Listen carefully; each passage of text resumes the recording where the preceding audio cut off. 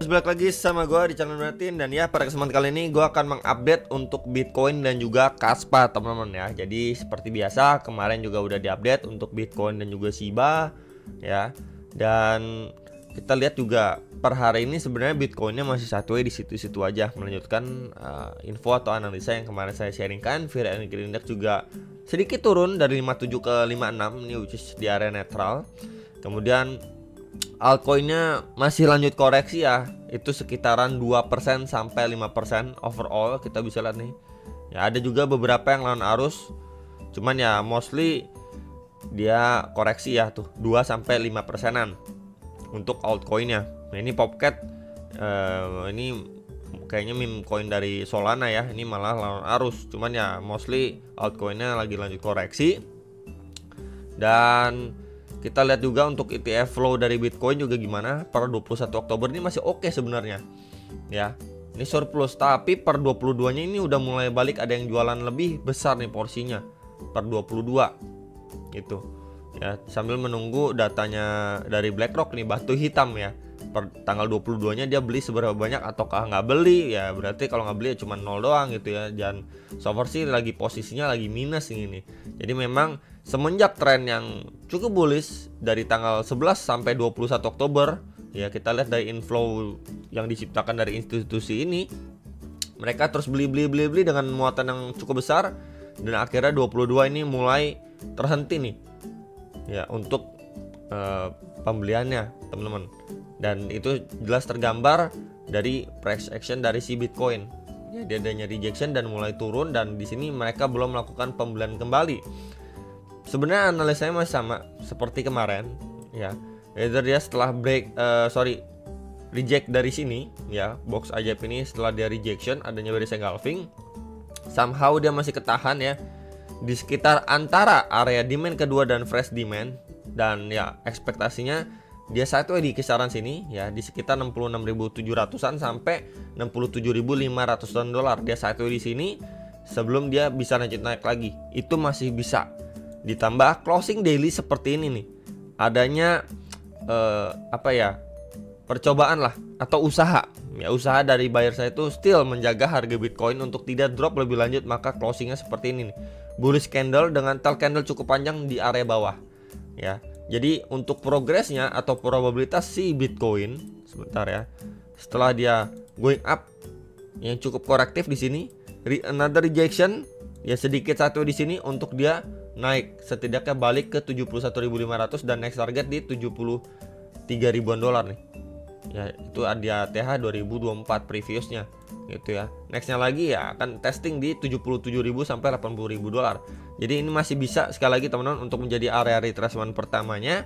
Tapi kalau misalkan jebol, so ya kita akan melihat setidaknya dia tes lagi nih ya, next target di 65.000-an dolar teman-teman.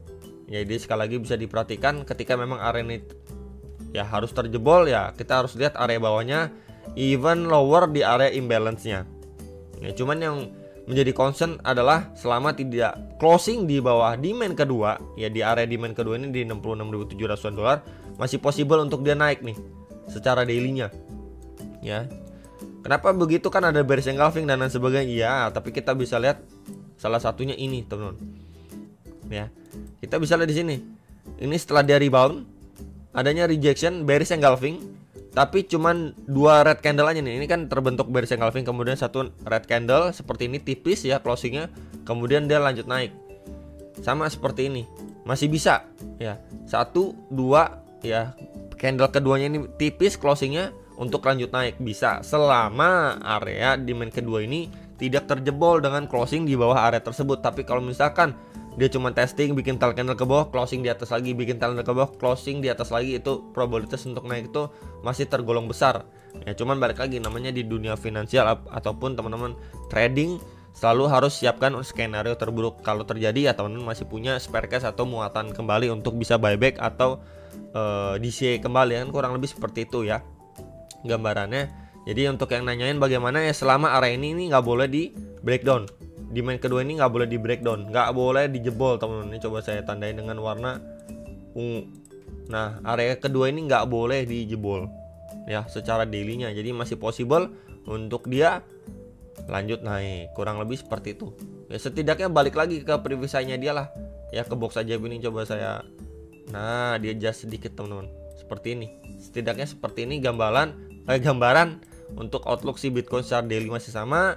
Kemudian untuk secara time frame 1 jamnya gimana? 1 jamnya sebenarnya di sini setelah rejection ya terbentuk seperti sebuah channel, sama seperti ini. Ya, channel. Cuman kan bedanya ini datang dari bawah, going up lagi, tapi ini datangnya dari atas, teman-teman. Ini sempat break, ya time frame 1 jamnya sempat break dan testing di retracement 0,6 dan ini previous SNR juga pada Bitcoin. Ini di sekitar 67.700-an dolar. Once dia tes dari situ langsung adanya bearish engulfing, ngelit Bitcoin lanjut turun lagi. Nah, jadi kita bisa bilang sekedar testing aja atau false break terhadap si channelnya ini.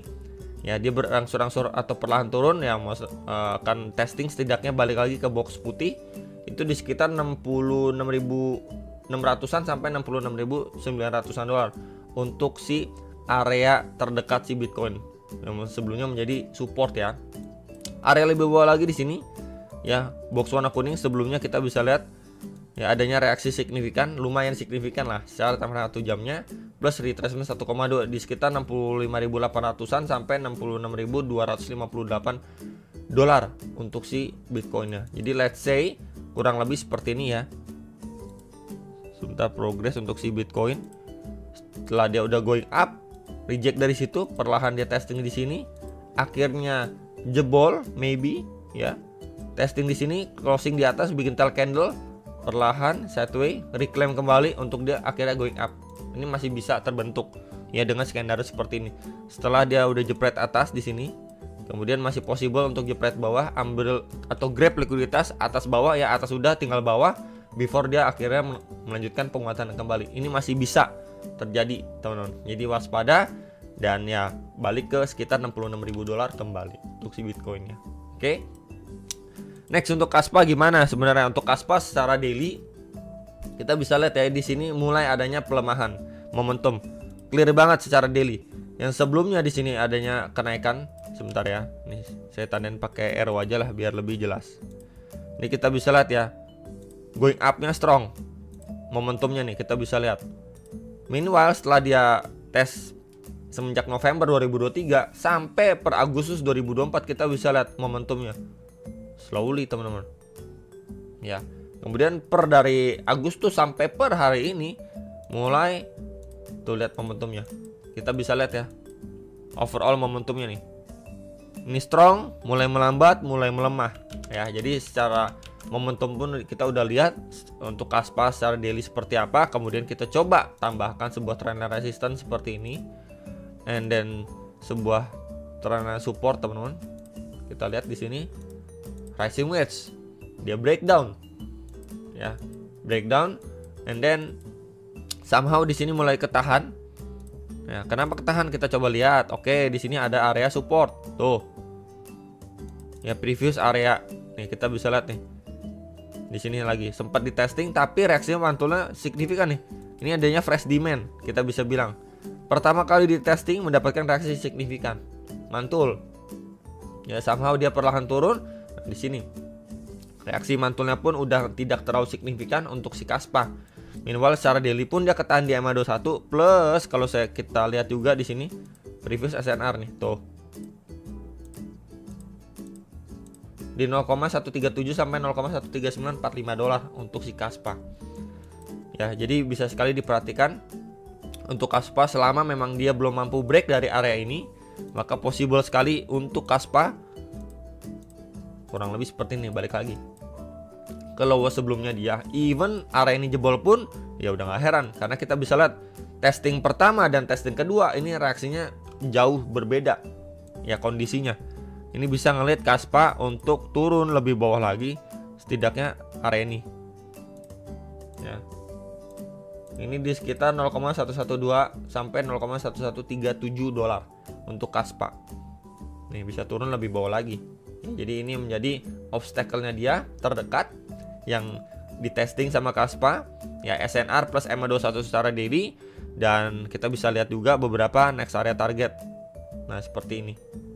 Ya, 0,098 sampai 0,104 dolar untuk Kaspa. Jadi sekali lagi bisa diperhatikan dan diantisipasi untuk penurunan lebih lanjut ya. Ketika dia udah breakdown dari racing wedge-nya dia, and then dia masih ketahan juga dari previous SNR dan juga EMA 21, ini akan ngelit dia setidaknya turun lebih bawah lagi ngejar beberapa area ini ya, karena memang sudah adanya pelemahan momentum dan setidaknya ini saya markingin untuk area terdekat aja. Kemudian kalau kita lihat secara tambahan hourly gimana ya, hourly-nya sebenarnya kenaikannya pun ya cenderung terbatas nih ya. Ini coba saya geser sedikit dulu ke bawah sini, ke samping maksudnya ya. Kemudian progres dia naik pun ya kita bisa hubungkan seperti ini. Nah, terbentuk channel atau rising wedge juga bisa tuh. Ketika dia mantul pun ya benar-benar bertahap nih time frame 4 jamnya gitu ya. Jadi memang cukup korektif walaupun pemantulannya pun di area support kuat nih sebelumnya ya. Ini bisa ngelit untuk Kaspa bisa breakdown lebih bawah lagi. Nah, kurang lebih seperti ini untuk gambaran lebih detailnya. Karena ini previous SNR-nya pun mendapatkan rejection, posisi saat ini mendapatkan rejection gitu ya. Jadi itu untuk Kaspa dan juga Bitcoin. Untuk Kaspa view-nya masih bisa turun dan Bitcoin pun ya masih possible untuk turun untuk grab likuiditas bagian bawah setelah dia grab bagian atasnya. Kurang lebih seperti itu yang bisa saya sampaikan untuk video kali ini ya. Hopefully bisa terbantu. Jangan lupa analis kembali. Sampai jumpa untuk next video. Sam profit.